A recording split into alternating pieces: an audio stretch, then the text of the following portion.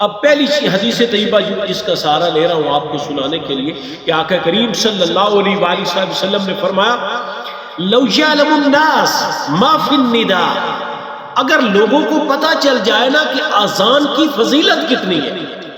کہ اذان دینے کا اجر کتنا ہے، ثواب کتنا ہے، والصف الاول، اور پہلی صف میں کھڑے ہونے کا اجر کتنا ہے، اور ثم لم یجدوا، پھر ظاہر ہے وہ ایسے تو نہیں پائیں گے، الا یستہموا، قراندازی ہونے لگے گی کہ مجھے آج پہلی صف میں کھڑا ہونا ہے، میری قراندازی میں پورا نکلا، میں نے آج اذان دینی ہے۔ اگر لوگوں کو پتہ چل جائے کہ اذان پر اور پہلی صف میں کھڑے ہونے پر کتنا اجر ملتا ہے، تو آقا کریم صلی اللہ علیہ وسلم فرماتے ہیں کہ مفہوم آپ کے فرمان کا قراندازیاں ہونے لگے، اور جس کا نام آئے وہی اذان اور وہی پہلی صف میں کھڑا ہو۔ تو اس لیے اتنی بڑی اہم چیز کو ہلکا نہیں جاننا چاہیے، اذان یہ دینے میں اس کو سعادت سمجھنا چاہیے، اور مؤذنین کو بھی چاہیے کہ اگر کوئی ساتھی شوق کے ساتھ اذان کے لیے آ رہا ہے تو اس کو اذان دینے کا موقع دینا چاہیے، اور اسی طرح پہلی صف اس کی فضیلت کو بھی ملوز خاطر رکھنا۔ اس کے بعد ایک بڑی پیاری حدیث پاک ہے اذان کے احکامات کے حوالے سے ہی، آپ صلی اللہ علیہ وآلہ وسلم نے بلال رضی اللہ تعالیٰ عنہ کو، حضرت بلال کو فرمایا یا بلال اذا اذنت، جب تم اذان دیا کرو نا، فترسل فی اذانک، اذان کو آہستہ آہستہ دیا،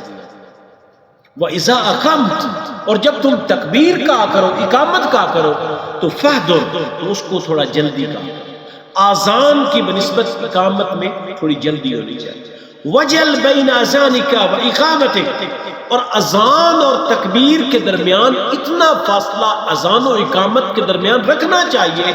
کہ قدر ما یفرغ الآکل من اکلہ، کہ کھانا کھا رہا ہے ایک بندہ، چلو کھانے سے فارغ ہو جائے،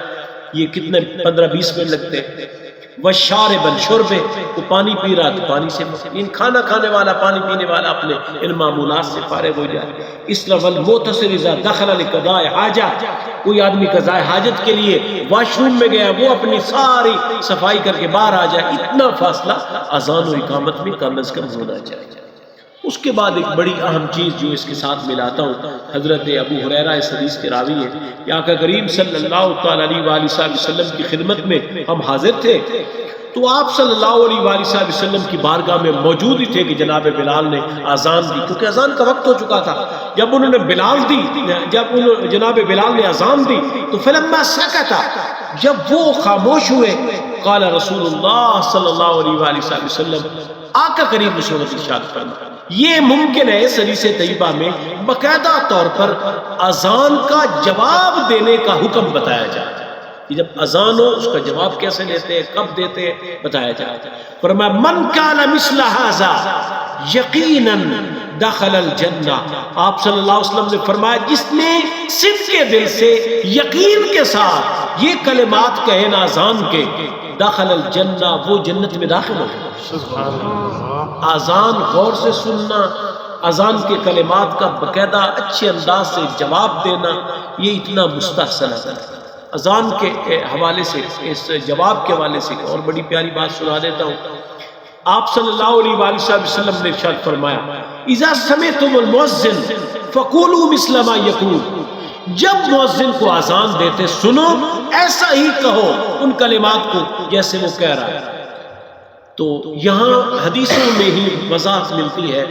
کہ اللہ اکبر، ان کا جواب بھی اللہ اکبر، اللہ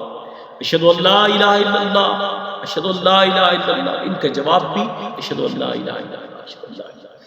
جب مؤذن کہتا ہے اشہد ان محمد رسول اللہ، ان کا جواب یہ بھی ہو سکتا ہے یا مطلقاً حضور نبی اکرم صلی اللہ علیہ وسلم کی ذات پاک پہ درود پاک پڑھا جا سکتا ہے، یا بعض اہل محبت جناب صدیق اکبر کی سنت کو ادا کرتے ہوئے دوسرے، خصوصاً جب اشہد ان محمد رسول اللہ کا وقت آتا ہے تو وہ اپنے انگوٹھوں کو چوم کر اپنی آنکھوں پہ رکھتے ہیں اور تاجدار کائنات صلی اللہ علیہ وسلم کے محبوب صحابی جناب صدیق اکبر کی ادا کو ادا کرتے ہیں، جس سلسلے میں باقاعدہ فاضل بریلوی نے فتاوی رضویہ میں ایک رسالہ لکھا ہے اس تکمیل ابہامین پر، بڑا ہی تحقیق کے ساتھ اس کو وہاں سے اس کا مطالعہ کیا جا سکتا ہے۔ اس کے بعد جب حی علی الصلاۃ کا وقت آیا، حی علی الفلاح کا وقت آیا، ان کلمات پہ احادیث میں رہنمائی ملتی ہے، لا حول ولا قوت الا باللہ پڑھنا چاہیے۔ باقی کلمات پہ جب الصلاۃ خیر من النوم کا فجر کا وقت آتا ہے، اس وقت اس کے جواب میں کہنا چاہیے صدقت و بررت۔ جب تکبیر آئے تو تکبیر کا بھی جواب ہوتا ہے، جب مؤذن کہے قد قامت الصلاۃ، قد قامت الصلاۃ، اس کا جواب ہے اقامہ اللہ و ادانا۔ تو یہ اذان اور اقامت کے کلمات کے جواب کی مختلف یہ ادائیگی ہے۔ تو آپ صلی اللہ علیہ وسلم نے فرمایا جب مؤذن کو سنو آذان دے رہا ہے تو ایسا کہو جیسا وہ کہہ رہا تھا، ثم صلوا علیہ، پھر میری ذات پہ درود و سلام پڑھو، فإنہ من صلی علیہ صلاۃ، جو میری ذات پہ درود پاک پڑھتا ہے، صلی اللہ بہا عشرہ، اس درود پاک کی بدولت اللہ اس پر اتنا راضی ہوتا ہے کہ رب کائنات اس پر 10 بار اپنی رحمت کا نزول کرتا ہے۔ ثم صلی اللہ علیہ الوسیلہ، پھر میرے لیے وسیلے والی التجا کرو، سوال کرو، یعنی دعا مانگو، اللہم رب ہذہ الدعوۃ التامہ، وہ دعا دو۔ فإنہ منزلۃ فی الجنہ، کیونکہ وسیلہ جنت میں ایک مقام ہے، لا تنبغی الا لعبد من عباد اللہ، جو اللہ نے پوری مخلوقات میں سارے اپنے بندوں میں اللہ نے ایک بندے کو وہ مقام دیا۔ اور اب آقا کریم صلی اللہ علیہ وسلم کا ایک بڑا پیارا اس کے ساتھ جملہ سنیں، وارجو ان تکون انا ہوا، اور مجھے امید ہے اللہ مجھے وہ مقام دے۔ یعنی سرکار صلی اللہ علیہ وسلم کا یہ انداز بطور عز ہے، ورنہ بالیقین وہ مقام ہے ہی میرے سرکار۔ سبحان اللہ۔ فمن سأل علی الوسیلہ، آپ کو تو مقام مل گیا، لیکن آپ نے امت کو اس میں کیسے شامل کیا؟ فرمایا جس نے میرے لیے ایسی دعا مانگی، حلت علیہ شفاعت، اس کے لیے میری شفاعت حلال ہے، میں اس کو ضرور اپنی شفاعت کی خیرات عطا کروں گا۔ گویا تاجدار کائنات صلی اللہ علیہ وآلہ وسلم یہ فرما رہے ہیں جو میرے لیے دعا کرے گا نا اس بات کی، اس مقام کی جو اگرچہ اللہ نے مجھے دے بھی دیا ہے، میری اس کے لیے شفاعت کی نعمت اس کو ضرور مل جائے گی۔ اس لیے تاجدار کائنات صلی اللہ علیہ وآلہ وسلم اس کو ضرور اپنی شفاعت کی خیرات کریں۔ اور پھر جب آذان ختم ہو جائے، یہ کلمات بھی سیاہ ستہ میں موجود ہیں کہ آقا کریم صلی اللہ علیہ وسلم نے ارشاد فرمایا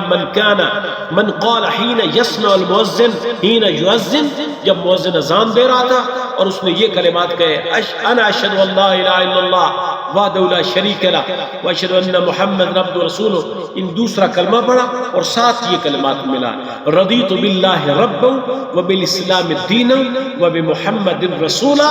غفر اللہ ذنوبہ، اللہ اس کے گناہوں کو بخش دے۔ اب آپ اندازہ فرمائیں، آذان غور سے سننا، اس کے جواب دینا، اس کے بعد دعائے وسیلہ پڑھنا، اس میں کتنا بڑا اجر ہے۔ انسان اس بات پہ غور فکر میں آ جائے تو کبھی سستی نہیں کرے۔ اب ایک اور اہم چیز جو اس کے ساتھ ہی پیش کرنا چاہتا ہوں وہ یہ ہے کہ آقا کریم صلی اللہ تعالیٰ علیہ وسلم کے صحابی حضرت انس بیان کرتے ہیں، آقا کریم صلی اللہ علیہ وسلم نے فرمایا الدعاء لا يرد بین الاذان والاقامہ، اذان اور اقامت کے درمیان جو وقفہ ہے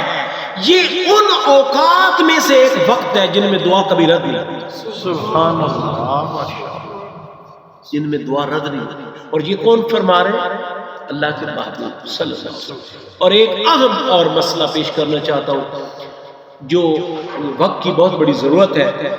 حضرت عبد الرحمن بن ابی لیلہ بیان کرتے ہیں حضرت عبداللہ بن زید سے، جنہوں نے آذان کو خواب میں دیکھا،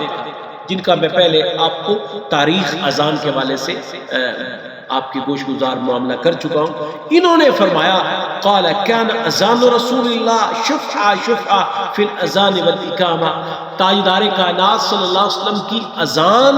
اور آپ کی تکبیر میں الفاظ دو گنا ہی تھے۔ مثلا بعض مکاتب فکر اشہد ان لا الہ الا اللہ ایک بار کہا، اشہد ان محمد رسول اللہ، حرمین میں بھی اسی مکتب فکر پر عمل کیا جاتا ہے۔ اگرچہ ہمارے فقہائے اربعہ میں بھی بہت سارے فقہا کی یہ رائے ہے، لیکن ہم کیونکہ ڈبل کہہ رہے ہوتے ہیں اذان اور اقامت کے الفاظ، اس لیے میں اس حدیث طیبہ کو سنانا چاہ رہا تھا کہ ہمارے لیے یہ حدیث طیبہ ہے کہ ہم اس لیے اذان کے کلمات کی طرح اقامت کے کلمات کو بھی 2 بار کہتے ہیں، اشہد ان لا الہ الا اللہ، اشہد ان محمد رسول اللہ پہ نہیں جاتے، بلکہ اس کو 2 بار کہتے ہیں، پھر اشہد ان محمد رسول اللہ، اشہد ان محمد رسول اللہ۔ ہماری اذان اور اقامت ایک جیسی ہوتی ہے جس طرح اس حدیث کے مطابق، سوائے وہ کلمات جو تکبیر میں اضافی ہے، قد قامت الصلاۃ، قد قامت الصلاۃ۔ اور اس کے ساتھ ہی آج کی اس نشست کو یہاں پہ ختم کرتا ہوں کہ آقا کریم صلی اللہ تعالی علیہ وآلہ وسلم نے ارشاد فرمایا، اذا سمعتم الاقامہ، جب تم اقامت سنو، فامشوا الی الصلاۃ وعلیکم السکینہ، تو نماز کی طرف نہ سکون کے ساتھ۔ بعض اوقات پہ لوگ ہوتے ہیں اور یہاں جماعت کھڑی ہو رہی ہوتی ہے تو ظاہر ہے پھر رکعت جانے کا اندیشہ ہوتا ہے کہ یار پیچھے کون پڑے گا، اس انداز سے بھاگتے ہیں کہ بعض لوگ تو یہاں پہ پھسل بھی جاتے ہیں، اور بعض لوگوں کی حالت یہ ہوتی ہے کہ مسجد میں جیسے نہیں ہوتی دوڑ کی آواز سنائی دے، یہ مناسب نہیں ہے۔ اس سلسلے میں یہ حدیث سنانا چاہتا تھا کہ آقا کریم صلی اللہ علیہ وسلم نے فرمایا، جب نماز میں اقامت آ گئی ہے، تکبیر ہو گئی ہے، تو نماز کی طرف سکون کے ساتھ، علیہم السکینۃ والوقار، تمہارے اوپر وقار اور تسکین کی کیفیت ہو، ولا تسرعوا، جلدی نہ کرو، جلد بازی نہ کرو، فما ادرکتم فصلوا، جو مل جائے گی اس کو پڑھ لو، وما فاتکم فاتموا، جو رہ جائے گی اس کو مکمل کر لینا۔ تو کیا کام چلا گیا؟ ہاں، فضیلت اس میں ہے کہ آپ بر وقت آئیں، اس کا کچھ انتظار کریں، نماز کا، جماعت کا انتظار کریں۔ اب نماز کا وقت ہو گیا ہے، کیونکہ پہلے انتظار کا یہ ہوتا تھا کہ پتہ نہیں امام صاحب کب جماعت کھڑی کرے گا، اب تو وقت مقرر ہے، اب تو انتظار آسان ہے کہ چند میں انتظار بعض اوقات کر لیں تو اجر تو پا لیں گے نا جی۔ پہلے یہ ہوتا تھا کہ انتظار ہوتا تھا کہ مثلا تاجدار کائنات صلی اللہ علیہ وسلم کا اور دیگر ائمہ کا کب وہ آئیں، لوگ انتظار میں ہوتے تھے کہ وہ آئیں گے تو جماعت کھڑی ہو جائے گی۔ لہٰذا حضور نبی اکرم صلی اللہ علیہ وسلم جب تشریف لاتے تھے، یہاں سے گزرتے جاتے تھے، وہ صف پہ بنتی جاتی تھی، سیدھی کھڑی ہوتی جاتی تھی۔ اس لیے یہ چیز آج آپ کو بتا رہا تھا اذان اور اقامت کے حوالے سے، تو جلدی کرنا اور حتیٰ کہ بھاگ کر شریک ہونا یہ نامناسب طریقہ ہے۔ تو آج اسی پہ اکتفا کرتا ہوں۔ اذان کے حوالے سے اللہ اکبر، اللہ اکبر، اللہ اکبر، اللہ اکبر، اشہد ان لا الہ الا اللہ، اشہد ان لا الہ الا اللہ، اشہد ان محمد رسول اللہ، اشہد ان محمد رسول اللہ، حی علی الصلاۃ، حی علی الصلاۃ، حی علی الفلاح، حی علی الفلاح، قد قامت، اللہ اکبر، اللہ اکبر، لا الہ الا اللہ۔ تو یہ اذان ہے۔ اگر قد قامت الصلاۃ، قد قامت الصلاۃ کا اضافہ کر لے تو اللہ اکبر سے پہلے یہ تکبیر۔ اللہم صلی علی سیدنا